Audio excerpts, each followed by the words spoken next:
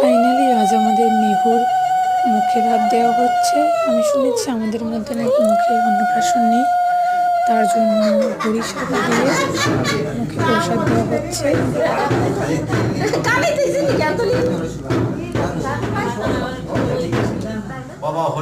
প্রথমে ওর দাদাই ওকে খাওয়ালো, তারপরে আমাদের এখানের দলপতি তিনি ওকে পায়েসটা খাওয়ালো।